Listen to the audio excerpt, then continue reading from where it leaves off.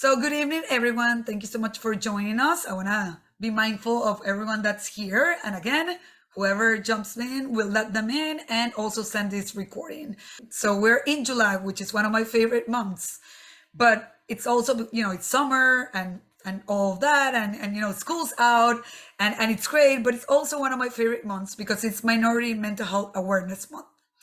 And it's observed to bring awareness to the unique struggles that racial and ethnic minorities communities face regarding mental illness in the United States. Racial and ethnic minorities often suffer from poor mental health outcomes due to multiple factors, including lack of access to quality, mental health care services, cultural stigma surrounding mental health, and discrimination, and an overall lack of awareness about mental health. So tonight it's a very special. We're kicking off our, Minority Mental Health Awareness Month, and we're going to do a couple of speaker meetings. But we're starting with a very special guest, Luisana Zambrano from Radical Partners. She will explain better than I can who they are and what they do. But in a very short summary, they are a social impact accelerator that collectively make communities stronger. And that brings me back to everything we do. We can't do it alone. And I say this often every time I do a speaker meeting. And Radical Partners actually helps that happens and help communities get stronger by helping and impacting different organizations throughout our community. So I want to introduce her. Luisana is a social innovator and logistical mastermind managing several of the Radical Partners initiatives, including Leadership Lab and 10 Days of Connection, which I make a side note, one of my favorite things throughout the year in the nonprofit world. So if you don't know much about it, we'll learn from Luisana. It's an amazing experience to be a part of. She was born and raised in Venezuela, and she moved to the United States in 2015 to earn her bachelor's degree in international relations from Florida International University. She's currently pursuing a master's degree in human-centered interaction design at Harrisburg University of Science and Technology. She's passionate about community development and engagement, which has allowed her to be a part of the Global Shapers Miami Hub. Luisana's love and drive to learn about social entrepreneurship and social responsibility have led her to work with Startup FIU on social entrepreneurship programs, the Holtz Prize at FIU, and the Ford Fund through the Congressional Hispanic Leadership Institute. In her free time, you can find her reading different books and watching interior designs video. Thank you, Luisana, so much for joining us. I have said this before, I think this is the third time, and I'll only be talking for about 10 minutes, but I will say it again, we're big fans of Radical Partners and the amazing work that you do for our community. I will let you now tell us all about it, and we are very excited to have you tonight. So the floor is yours.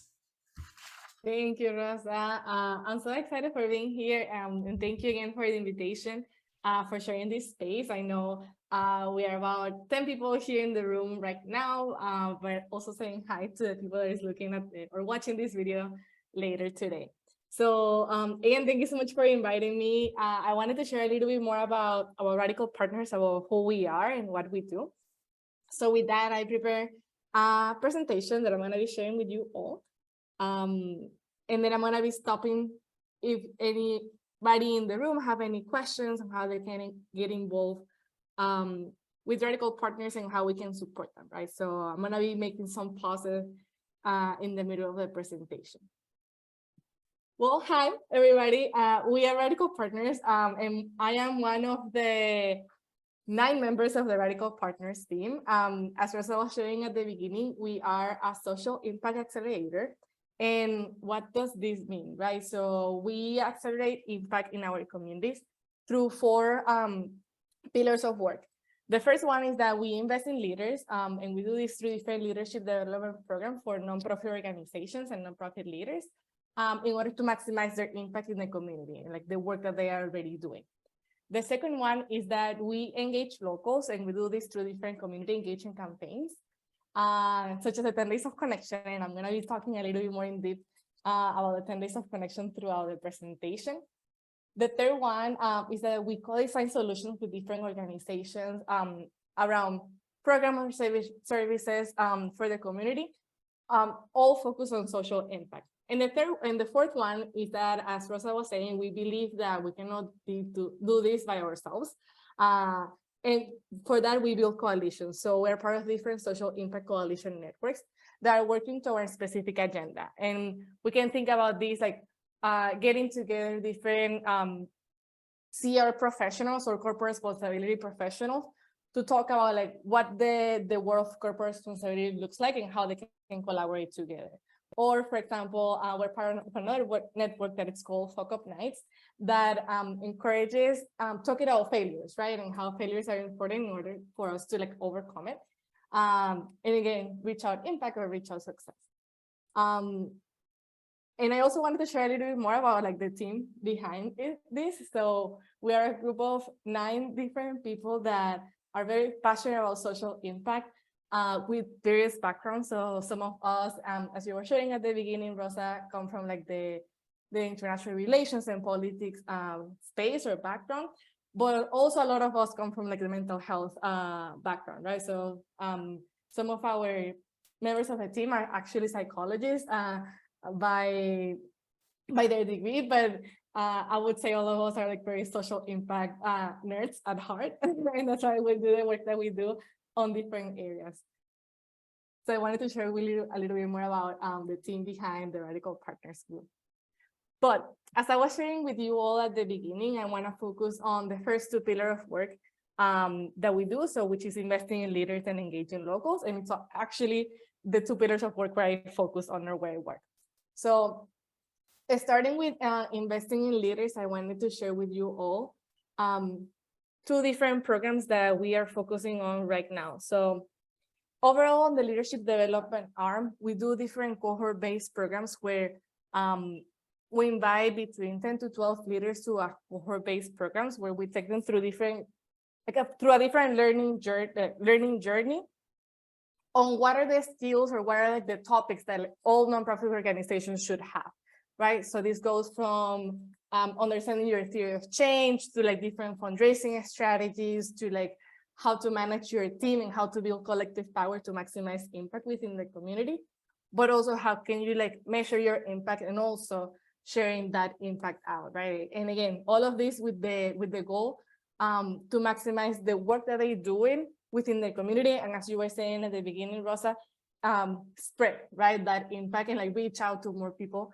that need those services. But the 2 ones that I wanted to focus on based on the spirit of this conversation, which is like focusing on minority led leaders, I wanted to talk a little bit more about Leadership Lab and Miami Open for Business. One, because there are 2 of the programs that we're actually running right now. So the 5th cohort of Leadership Lab, it's in the making right now. Miami Open for Business, a program that is already open. But first, going into Leadership Lab, starting on cohort 4, we decided to take a stand and say that we were going to invest in leaders that identify as Black, Indigenous people of color that are working towards racial equity and social justice solutions, right? And we made this decision after 2020 and like everything that happened in the country regarding like racial reckoning and the different changes that were happening within our community. So we saw the need of investing on leaders of colors working on those solutions within their neighborhoods. So just to give you a little bit of an overview of Leadership Lab Cohort 4, we invested in 12 different leaders of color that were focusing on giving access to food and nutritious food to like people in the neighborhood, like Overtown or Liberty City, to leaders that were working with people that were coming out of jail, right? Like coming out of incarceration, and how they can like, how can we support them on that transition period, right? So it was a super interesting cohort where I learned so much from the work needed, like from the neighborhoods or from the leaders of the neighborhoods, to understand what is the impact that they need to have in the community.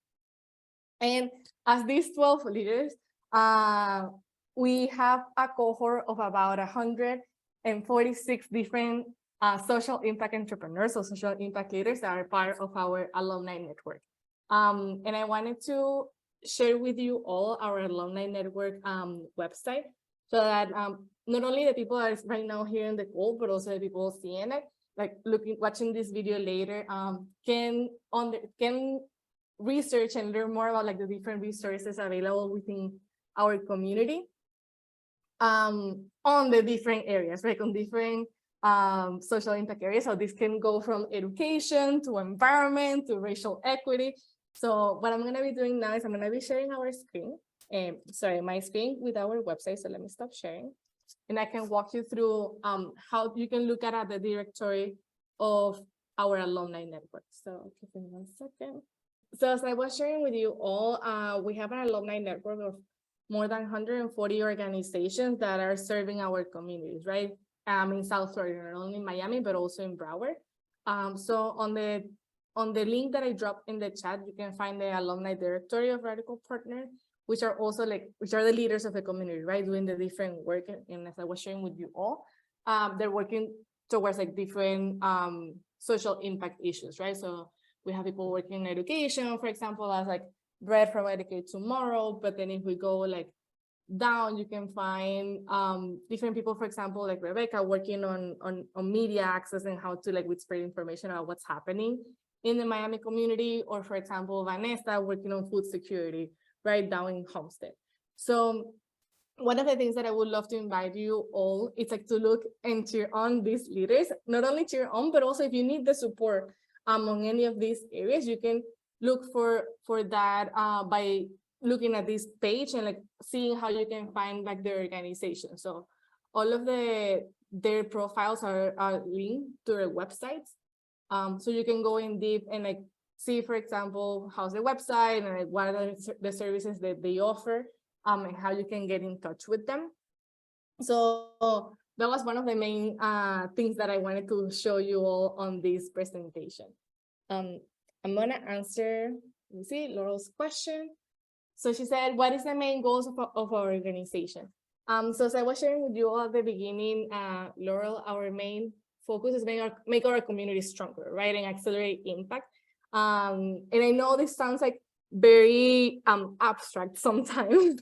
And that's why we divided our work within those 4 pillars. So the way that we believe that we can make our communities stronger, it's working on those 4, right? So like first investing in the leaders. And with that, I'm gonna tell you that we don't work on a specific topic area, right?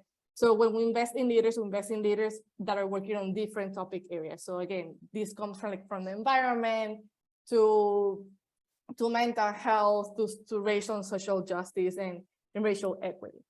The second one would be like engaging locals, because we believe that a mass or a group of the group of people within our communities, we need activated locals, right?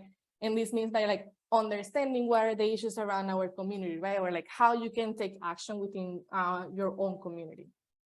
And then when I was speaking a little bit more on how we do that on the second part of the presentation.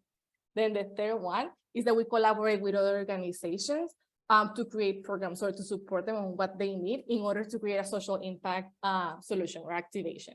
And this is more of our consultancy arm. And then the fourth one is that we build coalitions. And like, again, like that's the way, like how we believe that we can accelerate impact and how we can make our communities stronger. And when we say communities, not only like based on Miami, well, we believe that these like 4 pillars of work can be applied in different communities around the world as well. And again, all with the goals of collaboration and building community and like fostering, working together again, like towards like making our communities stronger or a better place. And again, I know it's a little bit abstract, but it's kind of like the avenues that we do it. So like in short, we don't work with one topic, we work with them all, if that makes sense. Let me see if there's any question on the chat. I'm gonna stop here to see if there's any questions so far. No, that's great, and that was such a great question. Thank you so much for asking that question, Laurel, because the reality is sometimes we hear about other organizations and we don't really understand, especially when we are talking about social impact. We use many different words, right? Social impact, connection, I can think of other, engagement, and we don't really know what that means and how does that mean working together. But one of the things, and thank you, Luisana, so much for mentioning it. It's when you talk about leadership lab, and that's one of the things when we thought about doing a speaker meeting and starting this speaker meeting during the month of July, we thought about you guys, is because the fact that you give this outstanding grassroots leaders, right, that oftentimes serve underserved communities, the chance to have a bigger reach, right, and to be able to, you just share that website, and you can actually find all of them and what they do and their website and how to contact them. I didn't even know that, and I think I've been on your website plenty of times and I didn't know that. So it's the fact that we have an opportunity to listen about what you guys do and to hear from you and to understand that when we talk about, Black, Indigenous, people of color, whatever, everyone together, when we talk about mental health, and it's July's Minority Mental Health Awareness Month. When we talk about mental health, sometimes everyone, it doesn't matter where they're coming from, we're an underserved community if we think about it, because it means that many people, and we know these numbers, they don't receive the help they need, they don't have access to the help they need.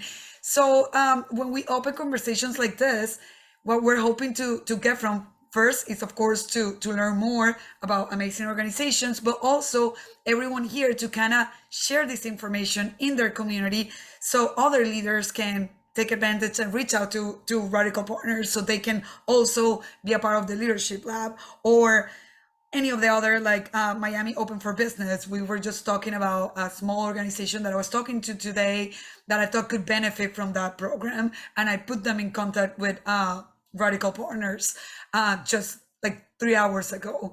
So it's going back to, these conversations need to happen, and how can we have more information on how to make a difference, not just talking about it, but also sharing with our community, and making sure that we give all these amazing leaders and organizations throughout our community the space and the support so they can support our community in better ways or more efficient ways, and be we can all access to those resources and services. Thank you, Rosa. I'm gonna answer the other questions. Let me see. So I have a question here that says, do you work remote or we have an office? So we are a hybrid organization. That means that we are a fully virtual team, but some of our programming happens in person. So again, we have both programming virtually and in person in order for it to make it available for all, right? And we mostly work with leaders of organizations. So this means executive director leaders, or like executive directors or presidents of the organizations themselves or their staff. So I see here there was a question if we work with senior high schoolers. We don't work with high school students per se, but some of our alumni on the alumni network, they work with high school students, such as Achieve Miami. They're an organization that works directly with high school students and how to involve them more within the community. And then the second question was, third question, sorry. Who influences or started our culture and mission? Radical Partners is a 10-year-old organization. We actually started about 10 years ago, but we started our leadership development programs about 7 years ago. I was like 6 to 7 years ago. And when it comes to our mission or like what we wanted to do, again, like we wanted to invest on those who are making the changes in the community, and like how we can support, like how can we support who supports, right? Like sometimes leaders feel lonely. Sometimes like they suffer for burnout, and we saw that as a problem, right? Because like there's not like the many resources available for the leaders themselves. So that is our main goal at Radical Partners. Again, like supporting the leaders, making systems level change, and how we can bring the community together to, again, like collectively make a change within the community where we live at. So I hope I answered all of the questions right now. And if I don't, please drop them again in the chat and I'll try to reframe. I think you answer at least many of my questions, and I mean that specifically, I'm gonna go back and look at all the amazing organizations that have been a part of these cohorts, and learn more from them, and make sure that I share them with our community. And because oftentimes, some of the helpline, we have a helpline in NAMI Miami, and you can check our website, and I'll put the helpline. I'm sorry because I'm acting as the chat, the person that provides the information, but also running the speaker meeting, so please bear with me. But I'll put our helpline there too. But one of the things that we do for our helpline is that we provide the information of other organizations in our community. Oftentimes when we talk about mental health, that means everything, right? So we get people in our community when they call and they need food assistance, or they need any other service, right? They need rent assistance or housing or whatever that looks like. We make sure that we have as many information about other organizations in our community, so we can provide that information and connect them to them. So that's one of the main things that we do, to have as many accurate information from other organizations in our community that we can provide for our community every time they reach out to us. Thank you, Rosa.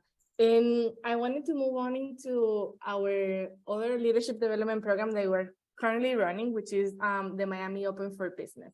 And the Miami Open for Business is a partnership that we're doing with the Miami Foundation, and this is a technical assistance program that it's available for all Miami-based nonprofit leaders and staff. And like, what does this mean? Like, what are these words that Luisana is saying, like technical assistance and like programming? So I'm gonna just like take it down, like break it down into how we are supporting the leaders of staff and staff of different nonprofit, different Miami-based nonprofit organizations. So the way that we're gonna be supporting the leaders are three main offerings, right? The first one is that we're offering different virtual group workshops around to accelerate knowledge on the different areas that, again, all nonprofit organizations should have in order to maximize their impact, right? So like this is all around nonprofit management. And I'll be talking a little bit more about which are these 5 pillars of work of learning. The second opportunity that it's available for, again, nonprofit leaders and staff is that we have individual office hours or one-on-one office hours with topic experts. So think about lawyers and accountants and like people that are focused on communications or impact evaluation. These are leaders and these are experts that are gonna help the staff or the executive directors to actually make a plan, right? Or to actually support them answering specific questions regarding their organization. And the third one, they're in-person mastermind sessions happening next year, right? Again, because we believe on the importance of like sharing knowledge, right? And like sharing understanding within nonprofit organizations, leaders and staff. We wanted to build that space where like all of us can come together and answer one specific question regarding any of these 5 topics that I'm gonna be mentioning now. So based on our work radical partners and all of the leadership development programs that we have run, but also understanding what's the need of the community leaders, we have identified 5 pillars like 5 learning pillars that each nonprofit organization should have, right? So the first one is focusing on a strategy and looking at the community problem they're tackling with a critical eye, right? So this is going back to their theory of change and understanding why they're doing the work that they're doing and how they're gonna be doing it. The second one will be fundraising. So it's demystifying budgeting and fundraising strategies, again, to empower leaders and organizations to concrete their fundraising strategies, right? And their tools, what they needed. The third one is operations. So it's learning more about organizational structures and what are the different platforms that you can use as an organization to maximize your impact, right? So like think about the different tools available online that can help our work or can help like our day-to-day tasks for it to be like more manageable, right? Or like easier for us to handle so that we can focus on the impact, right? Or the why we're doing the work that we're doing. The fourth one, it's communication. So it's focusing on naming target audience, understanding how you can reach out the community that you want to reach. and how you can share more about your impact, right? How can you spread the work about the word about the work that you're doing. And the last one is sustainability, right? So it's identifying how can you measure your impact, but also how can you tell that story about your impact so that you can like have more funding so that you can maximize your the impact within your organization. So overall, this is what is Miami Open for Business, and again, like this and the technical assistance program. And again, this is a free open program for all Miami-based nonprofit leaders and staff. So it's open for everybody, and it's an opt-in program. So you can learn more on this website. So it's radical.partners/Miami Open for Business. I'm also going to be dropping it in the chat. And the way that you access all of these resources is by filling out an intake form, right? So like if you're a leader of an organization, or if you're in a staff of an organization, you just have to like let us know through that form, and we'll make sure to send you all of the information regarding when are the webinars, and like how can you access office hours. So please make sure to take advantage of that one if you're a leader or a staff of a nonprofit organization. I'm gonna pause again if there's any questions regarding the work that we do or our leadership development programs. What brought me to Miami? Okay, Laura. I'm actually right now based in Venezuela. So I came back home last year, but what brought me to Miami was school. So I started studying at Miami Dade College, International Relations, and then I transferred to FIU. And I think like on that process, I definitely fell in love with Miami, you know, and like what we are and who we are as a community, and not only like what people see on TV, right? It's like, oh, it's a party city, or it's a beach city. It's like, yes, we are that. And we're also a very resilient community full of like amazing people, right? That like also these amazing people need support. So I think I'm just in love of that part of the city, right? Of seeing like the resilience of like the immigrant community, and seeing the resilience of like the different communities within Miami overall. So I think to answer that question is like school brought me to Miami, but like Miami kept me in Miami until now. And then I decided to come back home. So I'm still working. My heart is in Miami, but I'm physically in Venezuela. So it's like back and forward within both worlds, basically. I see some hearts there. Yes, I agree. I hope you all agree with that. That Miami keep us in Miami. Okay, let me see if there's any other questions. Okay, so the other way on how you can maximize or accelerate impact within our communities and within Miami is with the 10 days of connection. And this is the second arm of work that I want to talk a little bit more of right now, or like this tonight, which is how we mobilize local, how we engage locals. And the way that we do this through different community engagement campaigns, right? And again, what does this look like? Or like, what is that, Luisana? So one of the main community engagement campaigns that we have is the 10 days of connection. So the 10 days of connection, you can think about this as a festival of events that are happening between May 1st and May 10th. So these are multiple events happening in the city, free for everybody. And this, again, not only for staff and nonprofit organization leaders, but like actually everybody in the community. Everybody's welcome. And the whole idea of the 10 days of connection is to expose the community to those topics that tend to divide us, right? And like fight divisiveness and foster communication and understanding of different ideas, right? Like that we all belong to the community, and that like different ideas can coexist, right? And like the ultimate goal of the 10 days of connection is to fight hate and discrimination. So how do we do that? And again, this is what I was sharing with you all at the beginning. So basically, the 10 days of connection is a challenge where we challenge, again, the whole community to break down silos, to step out of their bubbles, engage in acts of connection. And like acts of connection can look like from having a dinner with a person that you have ever in your life have a dinner with, or listening to a panel of experts talking about racial equity issues, or maybe spending like one yoga afternoon with another organization, maybe in a different neighborhood that you haven't been before. But silos, they're like columns, like, I don't know if you have seen like these Oh my God, that is a good question. I don't know how to say it in English. But basically silos are like these structures where like they're like concrete structures where like you conserve like different materials, right? So like when you think about silos or breaking those silos, like how you can break those structures that have the materials inside. Yeah, kind of like a wall.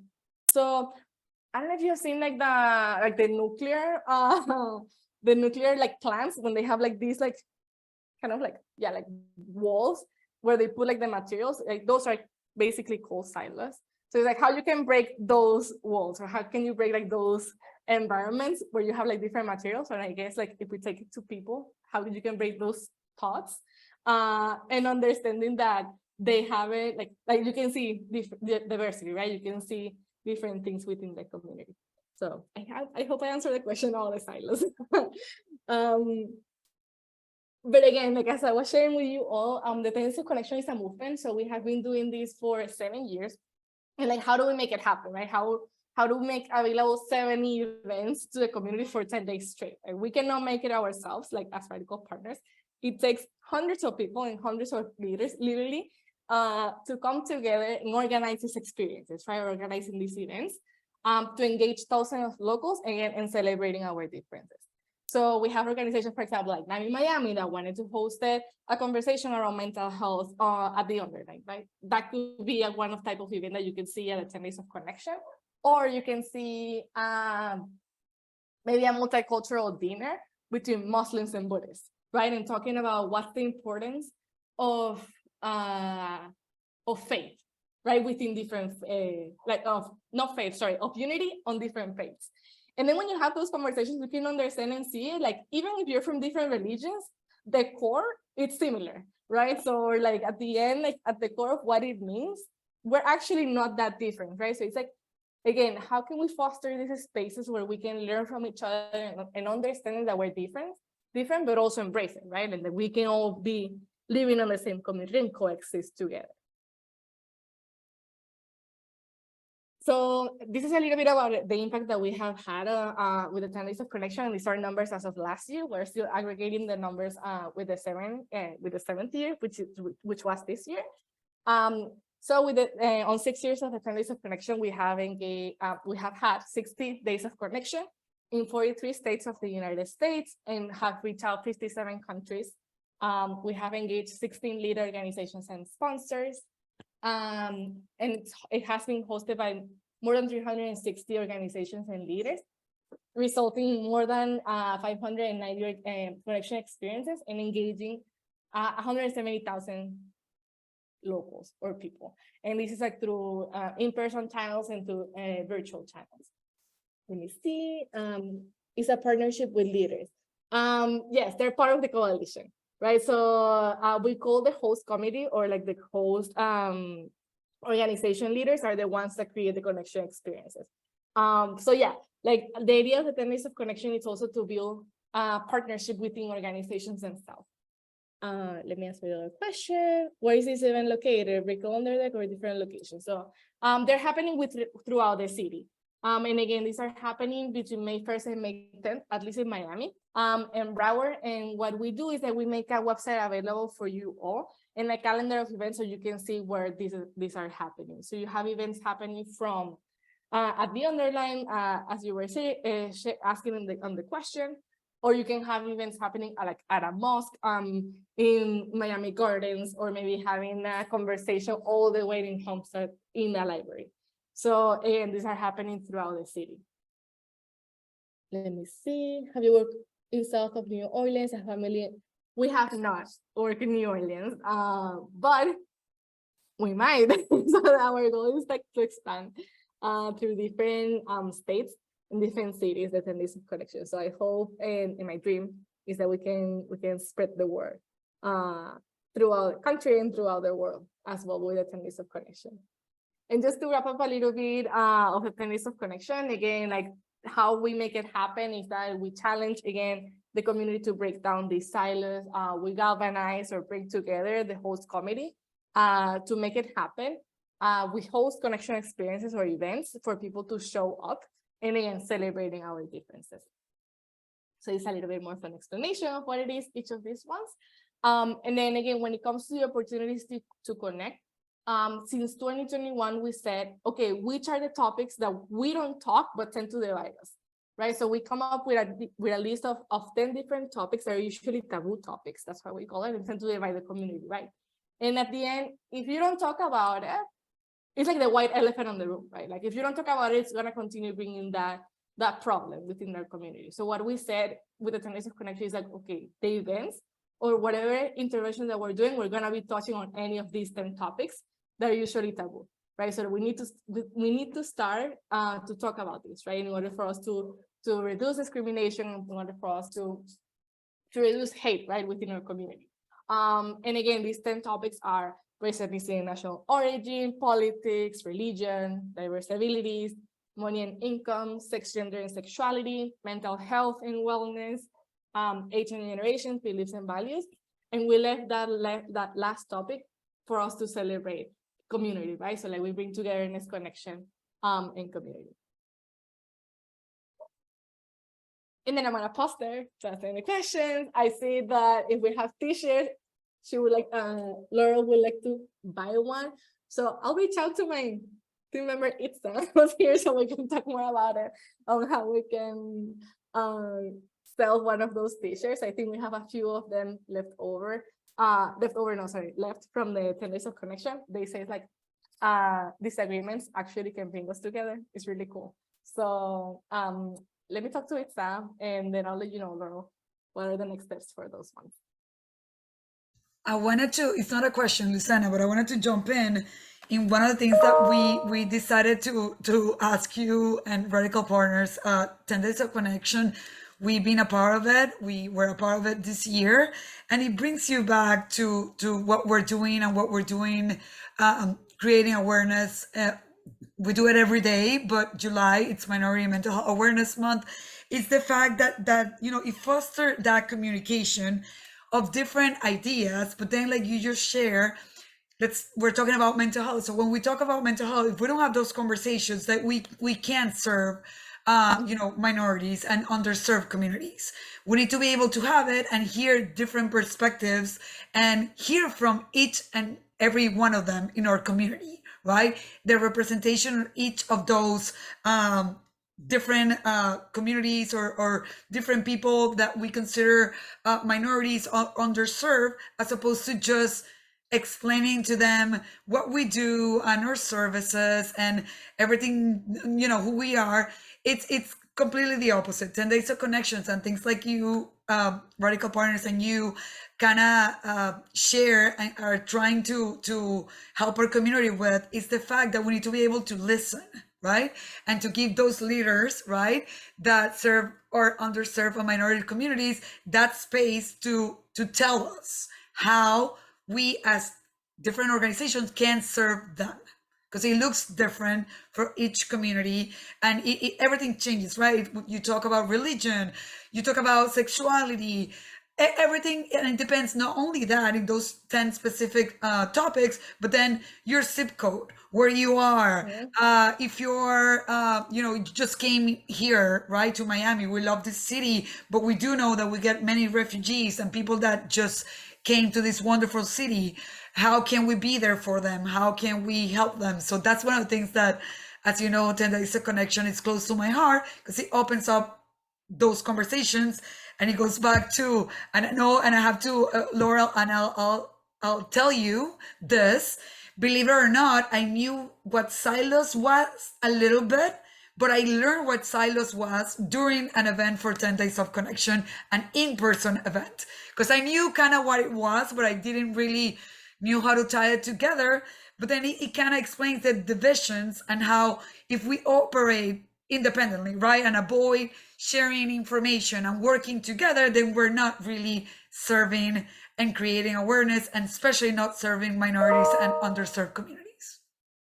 Yes, thank you, Rosa. And even that, like, even if it's not like you might not even know that you need that support, right, or like need that service, and like sometimes like people just have come to the events, they're like, oh, okay, I want to get more engaged on this topic, right, or like I might need support on this specific like area, right? So Like sometimes I love this sentence that is like, we don't know what we don't know, right? So like I think that's one of like the things that I like the most about 10 days of connection is just like showing up, right? Like try to understand like what's happening within the community and coming with an open mind, right? Like again, another thing that I like the most about the 10 days of connection is not that we're trying to like push an agenda or like making everybody think like the same.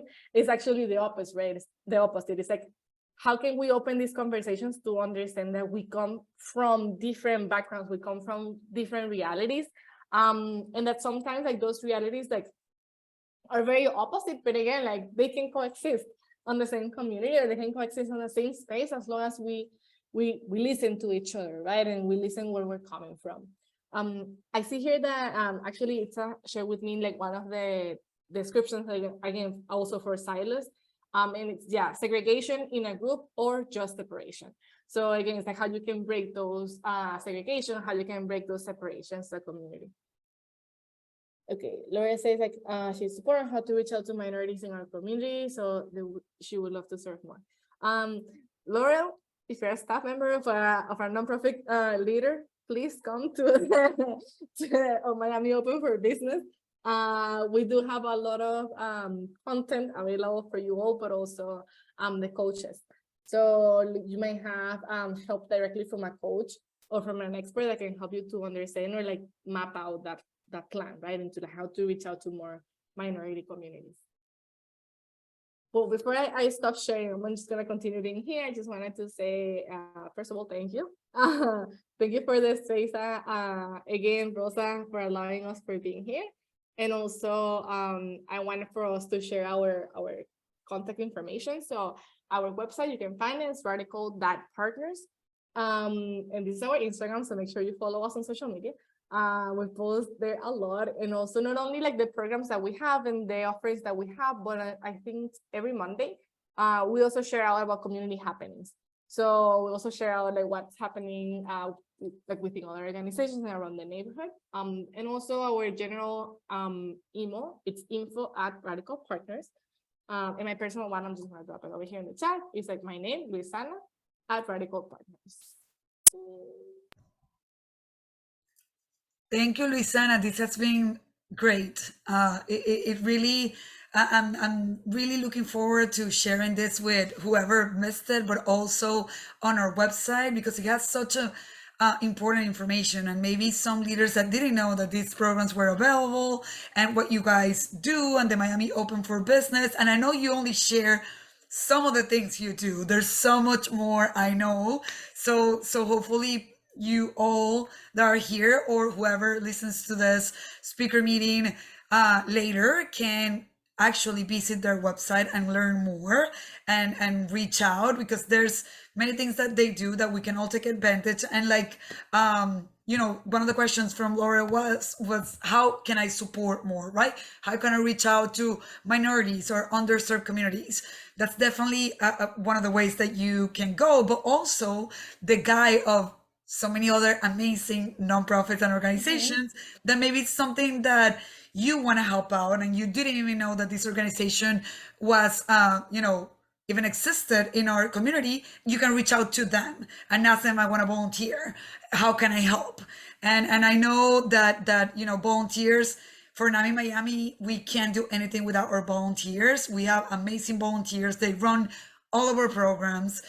They are facilitators. They run our support groups. They run our Ending the Silence program when we go to schools to talk about mental health. So we can't do anything without our volunteers and without our community. So please feel free. I share a lot of information in the chat.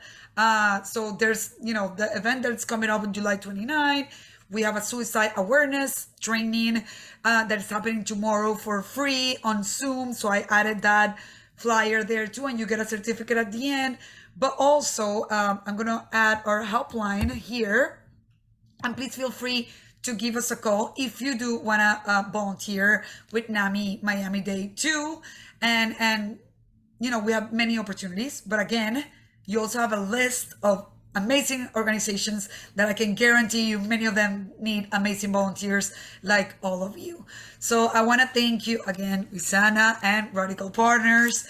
It's, the work that you do. And I just saw the numbers that you put up for 10 Days of Connection for the past 6 years. And I look at those numbers, and the impact, right, that you had in our community. And whenever you do something, Radical Partners and any of your programs, we take that with us wherever we go. So the reach is not only for our community, which is where this starts, but it's everywhere, because the more we are able to connect and to support each other and to learn from each other and to create awareness. In this case, we're talking about mental health, but mental health, it's everything, right? Everything gets tied to mental health. We can't have physical health without mental health. We can't have anything if we don't have a healthy mind. So everything that you're doing is towards that. You're opening conversations. You are breaking down the stigma, the silos that oftentimes, like you said, what we don't. I love that. I copy it on my notes. We don't know what we don't know. So if I can take something from this, it's that we don't know what we don't know. And the more that we raise awareness, we do it every day, but let's keep doing it, especially in July, for minorities, underserved communities, so they can have access for mental health, and that they can know more, and that we can help educate them more on get the support that they need. And then we're all in this together. So we really, really appreciate it. And we appreciate everyone that's been here tonight. And we hope to see all of you real soon. Thank you, Rosa, and thank you, everybody, for being here.